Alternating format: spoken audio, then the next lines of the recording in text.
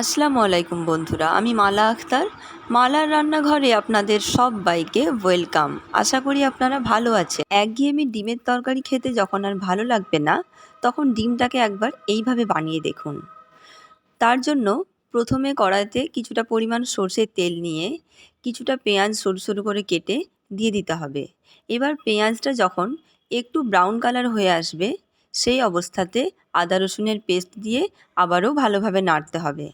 তারপর 2 মিনিট মতো নেড়ে নিয়ে পেঁয়াজ বাটা, নুন, হলুদ গুঁড়ো, জিরের গুঁড়ো আর ঝালের পরিমাণ বুঝে লঙ্কার গুঁড়ো দিয়ে খুব ভালো করে মশলাটাকে কষিয়ে নিতে হবে। আপনারা কে কোথা থেকে দেখছেন একটু কমেন্টে জানাবেন, আর শেষে ছোট্ট করে একটা লাইক করবেন।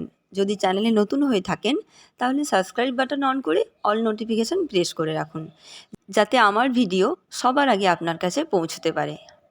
এতক্ষণ ধরে মশলাটাকে খুব ভালো করে কষিয়ে নিয়ে এবার ঝোলের আন্দাজ রেখে জল অ্যাড করতে হবে। এই সময় জলটা গরম জল অ্যাড করাই ভালো। এবার জলটা খুব ভালো মতো ফুটে এলে ওপর থেকে আস্তে আস্তে করে ডিমগুলো ভেঙে এক এক করে দিয়ে দিতে হবে। এবার হাই ফ্লেমে রেখে 7 থেকে 8 মিনিট ফুটিয়ে নিয়ে একটু চিনি আর একটু গরম মশলা অ্যাড করলেই রেডি। তাহলে আজকে এই পর্যন্তই। আবার আসবো অন্য কোনো দিন নতুন কোনো রান্না নিয়ে। ততক্ষণে সবাই সুস্থ থাকবেন, ভালো থাকবেন। ধন্যবাদ।